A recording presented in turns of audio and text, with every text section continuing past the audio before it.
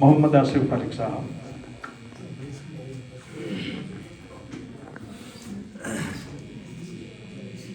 یہ شعریت بری فضا اور دانشوری کے ماحول میں میں نہیں چاہ رہا تھا کہ آ کر کے جو آپ کو لطف ملا ہے اور جس کیفیت میں ہیں آپ اس میں خلل پیدا کروں، لیکن وہی بلال صاحب والی بات ہے کہ رسم دنیا ہے، نبھانا ہے۔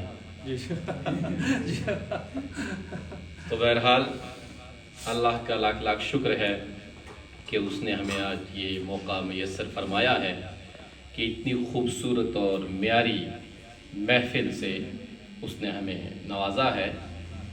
جب نیر صاحب صبح کہہ رہے تھے کہ ہم نے ایک مشاعرہ رکھا ہے، میں سمجھ رہا تھا ایسے ہی کوئی مشاعرہ ہوگا، لیکن یہ ہے کہ جو آیا اپنا رنگ لے کے آیا اور اپنی دانشوری، اپنا معیار اور اپنی شعریت لے کے آیا، اور واقعی لگا کہ محفل دکھنے میں تو چھوٹی لگتی ہے لیکن اپنے معیار اور مرتبے قدر و قیمت کے اعتبار سے بہت بلند ہے، اور بہت دنوں کے بعد ایک یہ معیاری محفل جو ہے وہ دیکھنے کو ملی ہے۔ اور مجھے لگتا ہے کہ اس کا سہرا سارا کا سارا یہ کرشن کمار تور صاحب کے ساتھ جاتا ہے کہ جب کوئی بڑی شخصیت کسی مجلس کے اندر موجود ہوتی ہے تو دوسرے لوگوں کے بھی دانشوری کے سوتے جو ہیں وہ پھوٹ پڑتے ہیں۔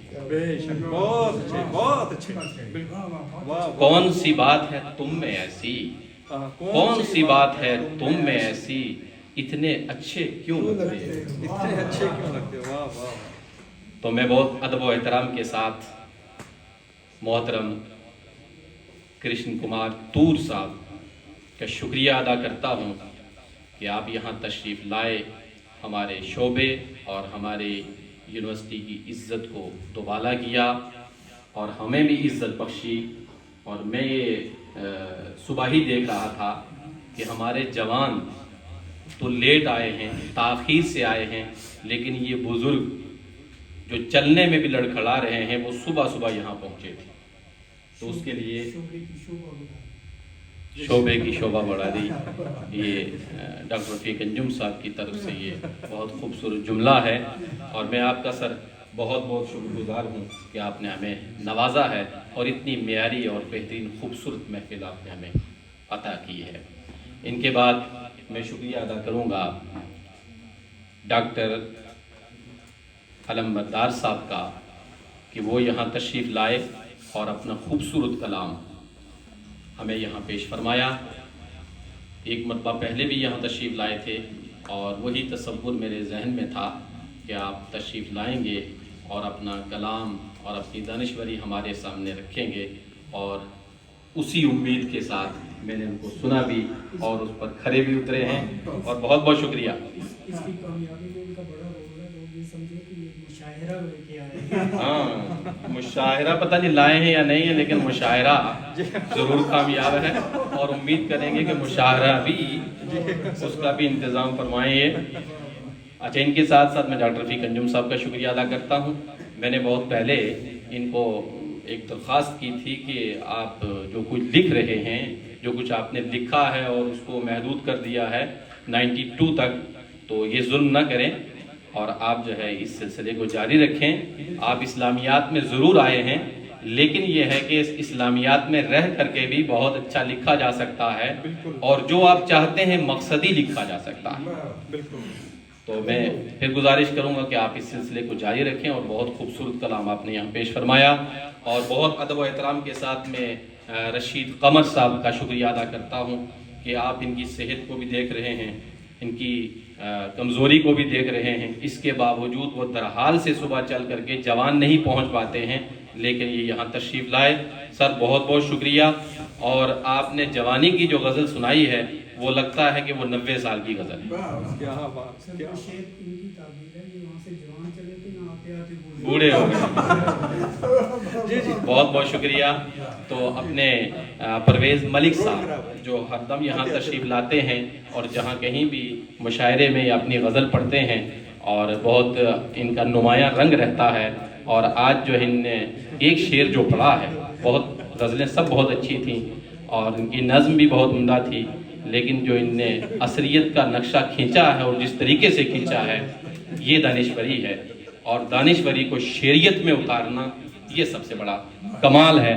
میں آپ کا بہت شکریہ ادا کرتا ہوں کہ آپ یہاں تشریف لائے ہیں، اور انہی کے ساتھ ساتھ میں اپنے عمر فرحت صاحب جو ساتھیہ اکیڈمی سے انعام یافتہ ہیں، اور ان کی غزل میں پہلے نہیں سن پایا ہوں، پہلی مرتبہ سنی ہے، اور بہت عمدہ معیاری غزل ان نے یہاں پیش کی ہے، معیاری کلام پیش کیا ہے، اور میں آپ کا بہت بہت شکر گزار ہوں۔ اور طور صاحب کے یہاں پہنچنے میں وہ بہت بڑا حصہ جو ہے وہ عمر فرحت صاحب کا ہے، یہ تفہیم بھی نکالتے ہیں وہ بھی معیاری ہے، اور جو یہ شعر کہہ رہے ہیں وہ بھی بہت معیاری ہیں، اور اپنے کلام کے ساتھ اور طور صاحب کے ساتھ یہاں تشریف لائے، جس کی وجہ سے یہ محفل سجی۔ آپ کا بہت بہت شکریہ ادا کرتا ہوں میں۔ اور میں ایک اور آج مجھے خوشی ہوئی، اور میں ڈاکٹر لیاقت نیر صاحب کی یہ دریافت سمجھتا ہوں کہ انہوں نے بلال صاحب کو یہاں پہنچایا کہ یہ شعر بھی کہتے ہیں، اور مجھے خطہ پیر پنجال کا اقبال مل گیا ہے، مجھے خطہ پیر پنجال کا اقبال مل گیا ہے، اور جو 2 سال پہلے یہ اپنا سفر یہ روک چکے ہیں، اور میں بڑے ادب و احترام کے ساتھ ان سے کہوں گا کہ آپ اس سفر کو چھوڑیں نہیں، بلکہ اصل میدان اب آپ کو ملا ہے۔ بالکل۔ اور میں ابھی ان سے کہہ رہا تھا کہ اس دن آپ نے فیس بک پہ ایک ویڈیو چلائی تھی، وہ مجھے پسند نہیں آئی، کیونکہ نثر ابھی اس چیز کی متحمل یہاں نہیں ہے، لیکن جو بات آپ نے شاعری میں آج کہی ہے، اس فضا اور ماحول کو اب شاعری کے انداز میں اگر پیش کرتے اور خوبصورت ہوتا اور مؤثر ترین ہوتا۔ آپ کا بھی بہت بہت میں شکریہ ادا کرتا ہوں کہ آپ یہاں تشریف لائے، اور ان کی بھی ایک جہد کھل کر کے سامنے آئی، اور ان کے ساتھ ساتھ میں ڈاکٹر ذاکر ملک بلیسی صاحب کا خصوصیت کے ساتھ شکریہ ادا کرتا ہوں کہ اس پروگرام کے انعقاد میں اور اس کی جو یہاں یہ سجا ہے، یہ محفل منعقد ہوئی ہے، اس میں بڑا حصہ اور کلیدی کردار جو ہے وہ ڈاکٹر ذاکر بلیسوی صاحب کا ہے۔ ایک تو شعبہ اردو، اور پھر ان کی جو عالمی تحریک اردو ہے، اور اس کے اشتراک سے یہ آج کی یہ بزم سجی ہے، یہ مشاعرہ منعقد ہوا ہے۔ اور پھر طور صاحب کو انہوں نے بہت ہی گزارشات کرنے کے بعد یہاں تک پہنچایا ہے، اور یہاں تک پہنچانے میں ان کا بھی کلیدی رول ہے اور بہت بڑا حصہ ہے، اور اس کے ساتھ مومنٹوں کے تیار کرنے میں، یہ شال لانے میں، یہ سارا کا سارا کریڈٹ جو ہے اور یہ ذاکر ملک بلیسی سر کے سر جاتا ہے۔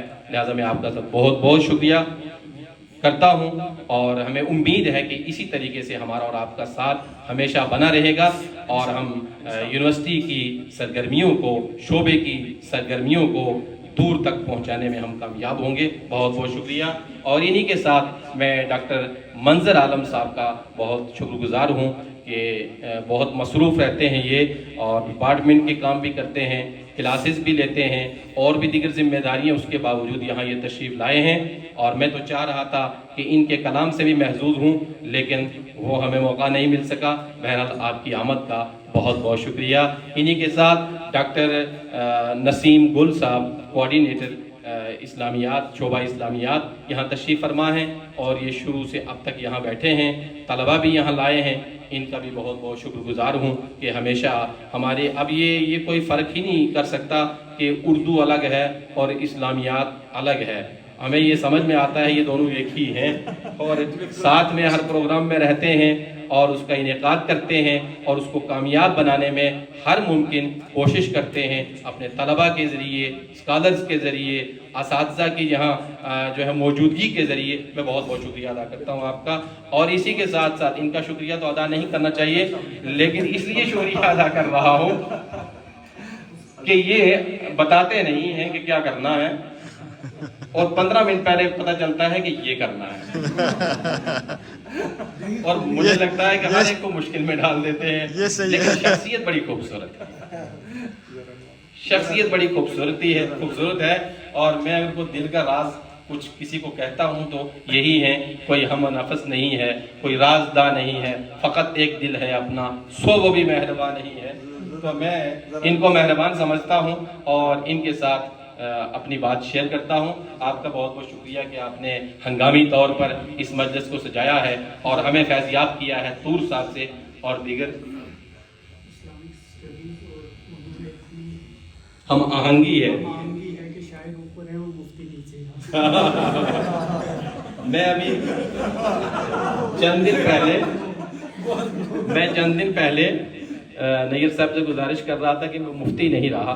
یہ کہہ رہے تھے کیوں؟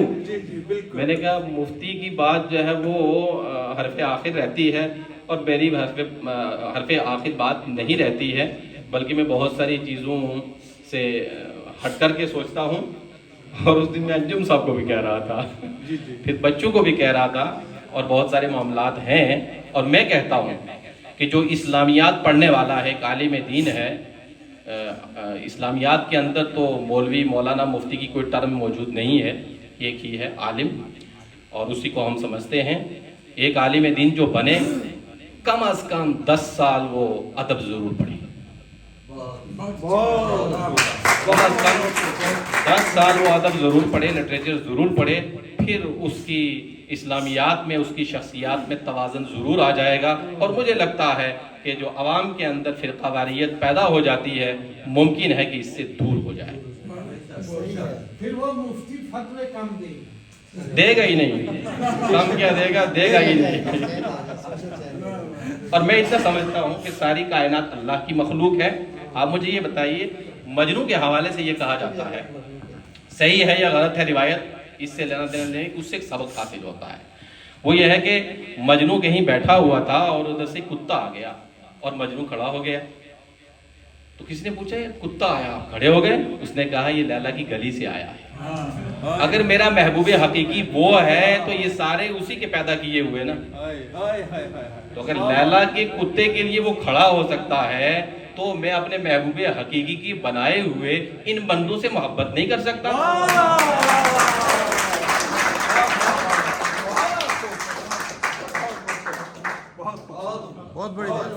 اس لیے میں یہ کہتا ہوں کہ جو اسلامیات پڑھے وہ ادب ضرور پڑھے. تو وہ محبوب حقیقی اگر کوئی کسی کو مانتا ہے تو وہ اجازت نہیں دیتا کہ وہ اللہ کے بندوں کو اس طریقے سے دیکھے. بٹھا کے عرش پہ رکھا ہے تو نے اے واعظ، وہ خدا کیا جو بندوں سے اعتراض کرے. وہ خدا کیا جو بندوں سے اعتراض کرے. تو اس لیے کسی کا نظریہ مختلف ہو سکتا ہے، عقیدہ مختلف ہو سکتا ہے، ہم ہمدردی کے ساتھ اس کی اصلاح کریں اگر کر سکتے ہیں تو. لیکن بحیثیت انسان ہمیں کسی سے نفرت نہیں ہے، وہ انسان ہی نہیں ہے. انسان انس سے ہے یا انس سے ہے. اور آج اگر وحشت پیدا ہو جائے وحشی جانوری کی طرف، انسان ہی کیوں رہا؟ پھر انسان ہی کیوں رہا؟ ابھی وحشتوں کی بات کر رہے تھے ڈاکٹر رفیق انجم، تو آج دانشوری کے چشمے ابلے ہیں، اور جو آیا ہے اس نے دانشوری پیش کیا. اور ایک شخص جس کو میں رومانی شاعر سمجھتا تھا اس نے بھی آج جو ہے وہ الگ طرح کا روپ دکھایا ہے، وہ ڈاکٹر لیاقت نیر ہے. اور میں اس لیے کہہ رہا تھا کہ خاتمے کے بعد ابتدا جو ہوتی ہے وہ اصل میں معراج ہے، وہ حادثہ نہیں. لیکن نہیں، مسئلہ بلند ہونا چاہیے. خاتمے کے بعد ابتدا پھر معراج ہے. بہرحال اس سے آگے میں نہیں بڑھوں گا، اور بہت بہت شکریہ. اور میں بھی آپ کی اب جان چھوڑ رہا ہوں اس کے لیے.